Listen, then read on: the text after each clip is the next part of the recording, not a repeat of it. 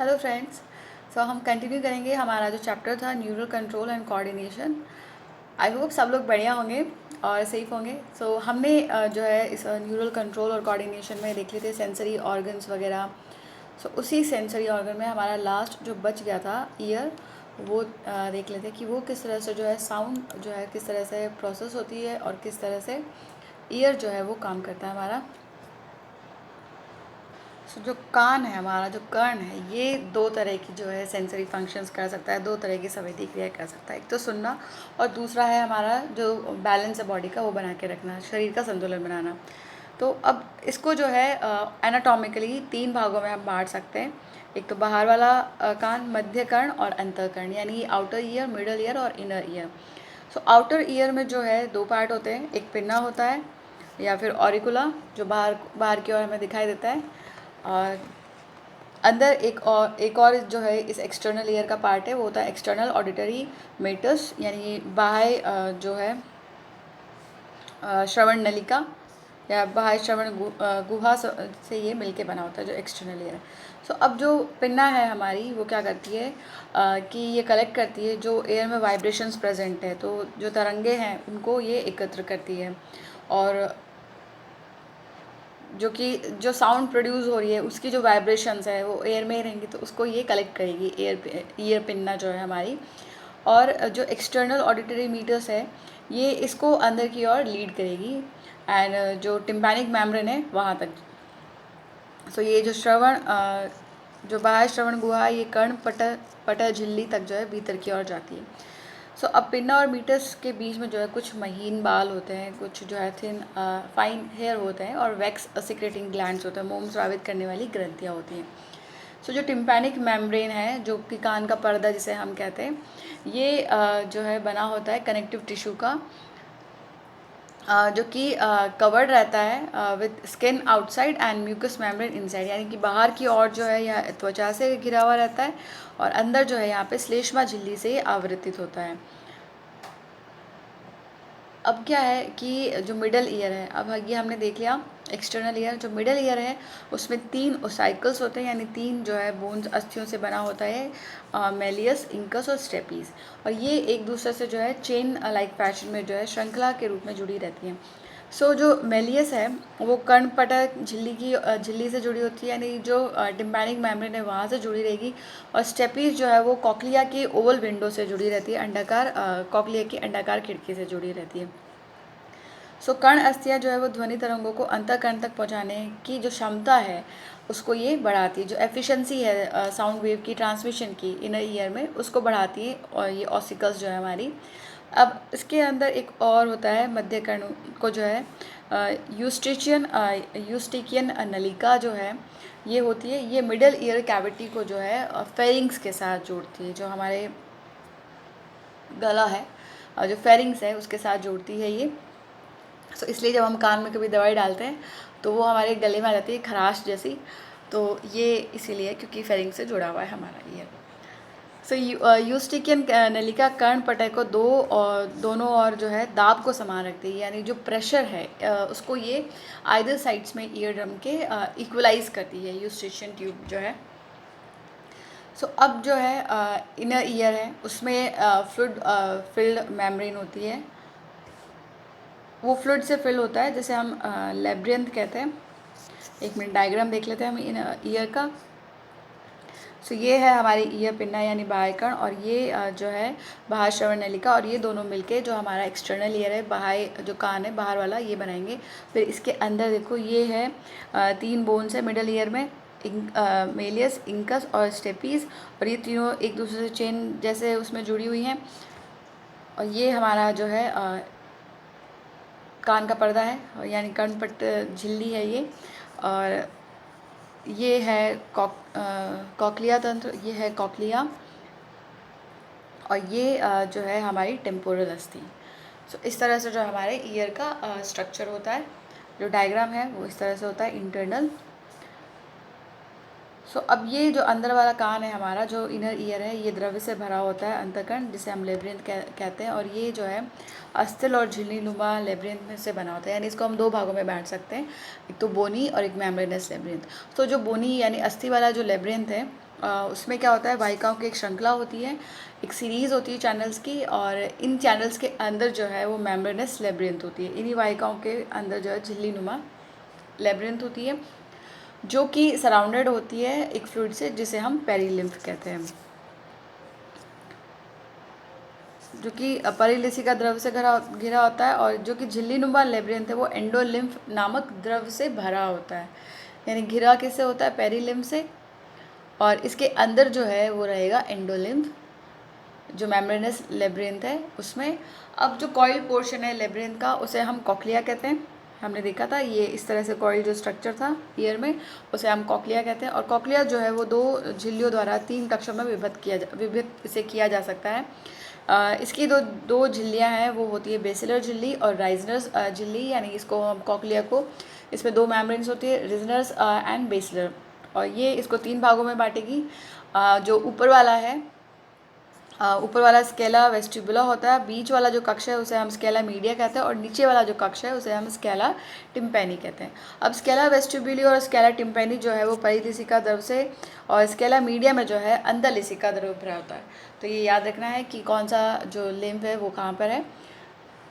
सो जो स्पेस है कॉक्लिया का, जो स्केला मीडिया वो एंडोलिम्फ से होता है, और इसकी बेस में जो है स्केला वेस्टिबुली एंड होती है at the oval window. So scala vestibuli जो है वो अंडाकार खिड़की में समाप्त होती है, और स्केला टिम्पैनी जो है वो गोलाकार खिड़की में समाप्त होती है, यानी राउंड जो है विंडो में ओपन होती है ये स्केला टिम्पैनी, जो टर्मिनेट होती है opens to the middle ear. So अब एक ऑर्गन ऑफ कोटाई होता है हमारे जो है कानों में, ये इसमें हेयर सेल्स प्रेजेंट होते हैं, जो कि रोम कोशिकाएं होती हैं, जो कि श्रवणग्राही के रूप में काम करती है, यानी ऑडिटरी रिसेप्टर्स के रूप में ये काम करती है। और ये ऑर्गन ऑफ कोटाई जो है वो हमारे कान की जो बेसिलर मेम्ब्रेन है वहाँ पे प्रेजेंट होती है। अभी हमने देखा था 2 मेम्ब्रेन में ये डिवाइड होता है, बेसिलर और रिजनस। तो बेसिलर मेम्ब्रेन में जो है ये आधारी झिल्ली पर स्थित होता है ऑर्गन ऑफ कोटाई। सो अब ये जो हेयर सेल्स है जो ऑडिटरी रिसेप्टर की तरह काम कर रहे हैं, सो इनकी ये जो हेयर सेल्स हैं इनमें जो है एक ये ऑर्गन ऑफ कोटाई की आंतरिक सतह पर जो है श्रृंखला के रूप में पाई जाती है, यानी एक रो के रूप में जो है इंटरनल साइड में प्रेजेंट होते हैं ऑर्गन ऑफ कोटाई में। अब जो बेसल एंड है इन हेयर सेल्स का वो जो एफरेंट नर्व फाइबर है उनके क्लोज कांटेक्ट में रहता है यहाँ से। सो रोम कोशिका का आधारी भाग जो है वो अभिवाही तंत्रिका तंतु के निकट संपर्क में होता है, और एक लार्ज नंबर ऑफ जो है प्रोसेस यहाँ पे प्रत्येक रोम कोशिका ऊपरी भाग में जो है स्टीरियोसिलिया नामक जो है प्रवर्धक निकलता है। ये लार्ज नंबर ऑफ प्रोसेसेस है जिन्हें हम स्टीरियोसिलिया कहते हैं, और ये एपिकल पार्ट जो है हेयर सेल के वहाँ से निकलते हैं। सो इस रो के ऊपर जो है जो हेयर सेल्स वाली यहाँ पे एक थिन इलास्टिक मेम्ब्रेन प्रेजेंट होती है, जिसे हम टेक्टोरियल मेम्ब्रेन कहते हैं। सो लचीली परत टेक्टोरियल झिल्ली जो है वो होती है यहाँ पे प्रेजेंट होती है। सो ये जो है डायग्राम है एक कॉक्लिया का।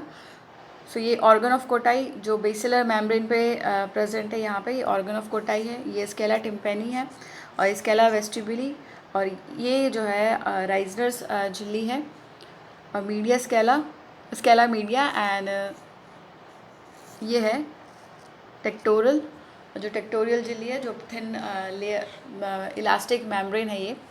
सो इनर ईयर जो है उसमें एक कॉम्प्लेक्स सिस्टम प्रेजेंट होता है जिसे हम वेस्टिबुलर एपरेटस कहते हैं। सो अंतःकरण में कॉक्लिया के ऊपर जो है एक जटिल तंत्र वेस्टिबुलर तंत्र होता है। सो इसको जो है हम 3 अर्धचंद्राकार नलिकाओं और ओटोलिथ से ये बना होता है, यानी सेमी सर्कुलर कैनाल्स और ओटोलिथ से ही बना होता है। सो ओटोलिथ जो है वो कैल्शियम बाइकार्बोनेट का जो है स्ट्रक्चर होता है, और जो इस ईयर में हमारे जो है प्रेजेंट होता है, और जो सेक्युलर एंड यूट्रिकल जो पार्ट है उसमें ये प्रेजेंट होता है, और इसका लघुकोश और यूट्रिकल का संवेदी हिस्सा जो है वो मैक्यूला होता है। सो हर एक सेमी सर्कुलर कैनाल जो है वो एक दूसरे से राइट एंगल प्लेन पे रहती है, एक दूसरे से जो है समकोण पर जो है भिन्न तल पर स्थित होती है। तो ये जो झिल्ली नुमा नलिकाएं हैं, ये अस्थिल नलिकाओं के परिलिसिका द्रव में डूबी रहती हैं। यानी ये जो सारी मेम्ब्रेनस कैनाल्स है, ये पेरिलिम्फ जो है बोनी कैनाल्स के, उसमें ये सस्पेंडेड होती हैं।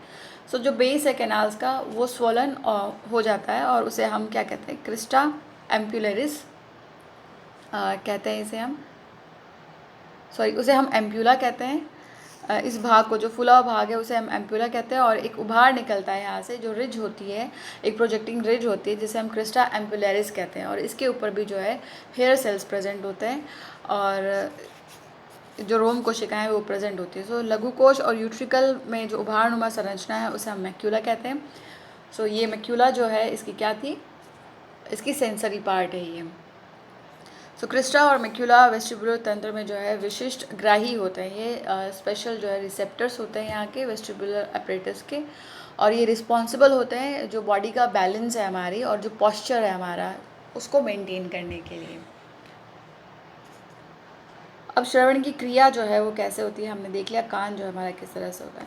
तो जो बाहर जो तरंगे, ध्वनि तरंगे, उनको जो है जो वाइब्रेशंस हैं उनको रिसीव करता है हमारा एक्सटर्नल ईयर, और उनको डायरेक्ट करता है ईयर ड्रम की तरफ, जो हमारा कान का पर्दा है उसकी तरफ जो है इसे डायरेक्ट करता है। और यहाँ पे ये कंपन जो है कर्ण अस्थिकाओं से होते हुए जो है गोलाकार खिड़की तक पहुँचता है। यहाँ से होते हुए जो है ये जो वेस्टिब्यूल्स हैं हमारी, जो ऑसिकल्स जो हैं, उनसे होता हुआ ये अंदर की तरफ जो है ईयर ओसाइकल से होता हुआ ओवल विंडो में पहुँचता है। फिर यहाँ से वाइब्रेशन जो है वो ओवल विंडो से होते हुए जो कॉक्लिया का जो फ्लूइड है वहाँ पे जाता है। फिर वहाँ से ये एक जो है वेव जनरेट करता है, वो जो लिम्फ है उसमें। सो लिम्फ में तरंगे आधार कला में जो है हलचल उत्तेजित करती हैं, ये वाली जो लिम्फ में जो जनरेट हुई हैं तरंगे। फिर यहाँ से जो आधारी झिल्ली है उसमें गति से जो रोम कोशिकाएं हैं वो मुड़ती है और टेक्टोरियल झिल्ली पर जो है ये दबाव डालते हैं। यानी ये जो हेयर सेल्स हैं ये क्या होंगे, एक जो बेसिलर मेम्ब्रेन वाले हैं। सो ये लिम्फ जो है वो रिपल इंड्यूस करेगा बेसिलर मेम्ब्रेन में, और यहाँ पे जो हमने देखा था कि हेयर सेल्स प्रेजेंट है, तो ये हेयर सेल्स जो है वो बेंड होंगे, और जो टेक्टोरियल मेम्ब्रेन जो उसके ऊपर प्रेजेंट थी, जो थिन मेम्ब्रेन है, इलास्टिक मेम्ब्रेन, वहाँ पे ये एक प्रेशर जो है डालेगी, और इससे जो है एक नर्व इम्पल्स जनरेट होगा, जो कि एफरेंट न्यूरॉन से एसोसिएट होता है। तो हमने देखा था कि एफरेंट न्यूरॉन्स जो हैं वो CNS तक सिग्नल लेके जाते हैं, और इफ्रेंट वाले जो है वापस लेके आते हैं। सो ये इम्पल्स जो है वो ट्रांसमिट होंगे एफरेंट फाइबर से। सो ये जो संगठित अभिवाही न्यूरॉन्स में जो है तंत्रिका आवेग उत्पन्न होता है, और ये आवेग जो है अभिवाही तंतुओं द्वारा श्रवण तंत्रिका से होते हुए मस्तिष्क के जो श्रवण वलकुट तक भेजे जाते हैं, और वहाँ पर जो है इनका विश्लेषण कर ध्वनि को पहचाना जाता है। यानी ये जो है एफरेंट फाइबर जो है ये ऑडिटरी नर्व से होते हुए ये ट्रांसमिट करेंगे इन सिग्नल्स को ऑडिटरी कॉर्टेक्स तक, जो ब्रेन के, और वहाँ से ये एनालाइज हो जाएंगे और जो साउंड है उसको रिकग्नाइज कर लिया जाएगा। सो ये हमारा चैप्टर कंप्लीट हो गया है। इसकी समरी जो है वो हम देख लेते हैं।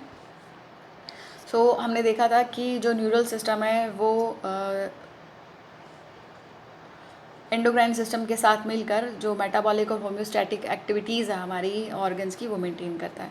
सो जो न्यूरल सिस्टम है हमारा, उसकी जो क्रियात्मक इकाई है वो न्यूरॉन्स होती है, और इसके जो झिल्ली है उसके दोनों ओर सांद्रता प्रवणता अंतराल के कारण जो है ये उत्तेजक कोशिकाएं है, यानी जो कंसंट्रेशन ग्रेडियंट है, डिफरेंट कंसंट्रेशन ग्रेडियंट, उसकी वजह से ये एक्साइटेबल सेल्स हैं।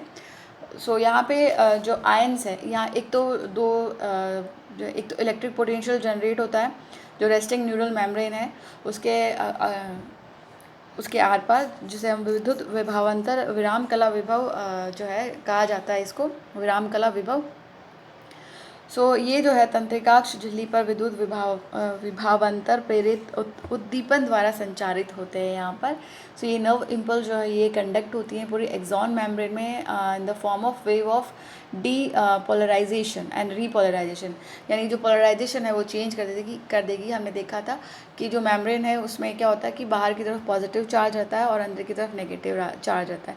तो ये जब इम्पल्स जो जनरेट होता है तो ये जो है पोलराइजेशन चेंज हो जाता है, अंदर की तरफ नेगेटिव आता है, अंदर की तरफ पॉजिटिव आ जाता है और बाहर की तरफ नेगेटिव हो जाता है। सो इस तरह से ये जो पूरा एक्सॉन है उसमें ये कंटिन्यू होता है, डीपोलराइजेशन और रीपोलराइजेशन वापस होता रहता है। सोडियम और पोटेशियम आयंस जो है उनकी कॉन्सेंट्रेशन जो है यहाँ पे चेंज होती रहती है। सो एक सिनेप्सिस फॉर्म होता है सो इस तरह से जो है ये ट्रांसमिट होता है। सो एक यहाँ पे क्या है कि पूर्व सिनेप्टिक न्यूरॉन और पश्च सिनेप्टिक न्यूरॉन की झिल्लियाँ जो है वो सिनेप्सिस का निर्माण करती हैं, और ये जो है सिनेप्टिक विदर द्वारा पृथक हो सकती हैं या नहीं होती हैं। ये जो है देखा जाता है कि यहाँ से जो ट्रांसमिशन है वो किस तरह से हो रहा है। सो उसके बेसिस पे अगर जो है केमिकल इन्वॉल्व हो ट्रांसमिशन में, तो केमिकल सिनेप्सिस प्रेजेंट होंगे, और यहाँ पे जो है न्यूरोट्रांसमीटर्स जो है वो सिग्नल को ट्रांसमिट करेंगे। न्यूरोट्रांसमीटर्स जो है वो रसायन होते हैं, केमिकल्स होते हैं, और इलेक्ट्रिक जो ट्रांसमिशन है वो बहुत कम होता है हमारे शरीर में। बेसिकली जो है केमिकल ही ट्रांसमिशन होता है। सो ह्यूमन न्यूरल सिस्टम जो है वो दो भागों से बना होता है, एक CNS तंत्रिका तंत्र, और दूसरा है परिधीय तंत्रिका तंत्र यानी पेरिफेरल न्यूरल सिस्टम। तो CNS जो है उसमें ब्रेन और स्पाइनल कॉर्ड होती है, और इसको जो है 3 भागों में बांटा जा सकता है, अग्र मस्तिष्क, मध्य मस्तिष्क और पश्च मस्तिष्क, यानी 4 ब्रेन, मिड ब्रेन और हाइंड ब्रेन। सो 4 ब्रेन में जो है सेरिब्रम, थैलेमस और हाइपोथैलेमस होता है, और सेरिब्रम जो है वो लॉन्गिट्यूडनली इस तरह से जो है 2 भागों में डिवाइड रहता है इस तरह से, और ये जो है जुड़ा हुआ रहता है आपस में जो नर्व फाइबर्स है उनसे, जिसे हम कॉर्पस कैलोजम कहते हैं। तो कॉर्पस कैलोजम से ये जुड़े हुए होते हैं, और यहाँ पे ये जो हाइपोथैलेमस है वो शरीर के तापक्रम, खाने पीने आदि की क्रियाओं को नियंत्रित करता है, और प्रमस्तिष्क गोलार्धों का जो आंतरिक भाग संगठित गहराई में स्थित संरचनाएं मिलकर एक जटिल संरचना बनाते हैं, जिसे हम लिम्बिक तंत्र कहते हैं। और ये जो लिम्बिक तंत्र है ये किस लिए रिस्पॉन्सिबल होता है? ये सूंघने, प्रतिवर्ती क्रियाएं, लैंगिक व्यवहार के नियंत्रण, मनोभावों की अभिव्यक्ति और अभिप्रेरण से संबंधित होता है, यानी इमोशंस वगैरह जो है सारे ये लिम्बिक सिस्टम जो है हमारा वो कंट्रोल करता है हमारा। जैसे कि जो ऑटोनॉमिक रिस्पॉन्सेज है, ऑल्फेक्शन है, regulation of sexual behaviour, expression of emotional reactions है, और मोटिवेशन वगैरह। अब मिड ब्रेन जो है वो रिसीव करती है और इंटीग्रेट करती है visual, tactile and auditory inputs को, यानी देखने, टच करने और जो सूंघने और सुनने वाले जो हैं, ये हमारी जो मिड ब्रेन है वो इन सब का काम करती है, यानी एकीकृत दृष्टि तंतु और श्रवण अंतर और इन क्रियाओं से संबंधित होती है। अब पश्च मस्तिष्क जो है उसमें पॉन्स, अनुमस्तिष्क और मेडुला होता है। और सो ये जो है क्या होता है,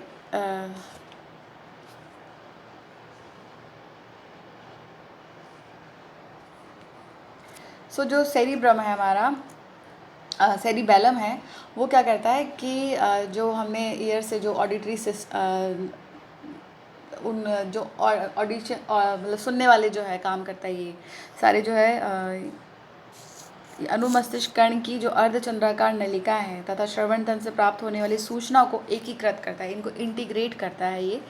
और मध्यांश जो मेड्यूला है वहाँ पे श्वसन, हृदय परिसंचयी, परिवर्तित और जठर स्रावों का ये नियंत्रण केंद्र होता है। जो मेडुला ऑब्लंगेटा है वो सेंटर होता है for the control of respiration, cardiovascular reflexes, gastric secretion को। और पॉन्स जो है उसमें फाइबर्स होते हैं जो कि इंटरकनेक्ट करते हैं डिफरेंट रीजन ऑफ ब्रेन को। सो यहाँ पे जो एंटायर प्रोसेस है इनवॉलेंट्री रिस्पॉन्स का, ये होता है पेरिफेरल नर्वस जो स्टिमुलेशन है, जिसे हम रिफ्लेक्स एक्शन कहते हैं। सो अनैच्छिक प्रतिक्रियाओं को जो है प्रतिवर्ती क्रियाएं कहा जाता है यहाँ पे।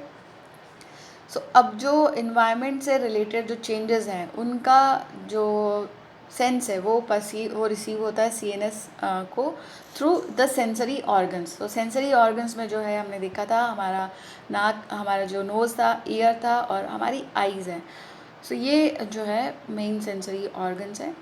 इसके अलावा हमारी स्किन भी जो है वो सेंसरी ऑर्गन की तरह ये काम करती है, लेकिन हम यहाँ नर्वस सिस्टम के बारे में पढ़ रहे हैं। सो मानव नेत्र जो है गोलक की दीवारें 3 उप परतों की बनी होती है। यहाँ पे कॉर्निया को छोड़कर बाकी जो परतें हैं वो स्क्लेरा और स्क्लेरा है, और स्क्लेरा के भीतर की और जो है मध्य परत कोरॉइड कहलाती है, और आंतरिक परत जो है रेटिना होती है। वहाँ पे 2 प्रकार के सेल होते हैं, श्लाका और शंकु, रोड एंड कोन।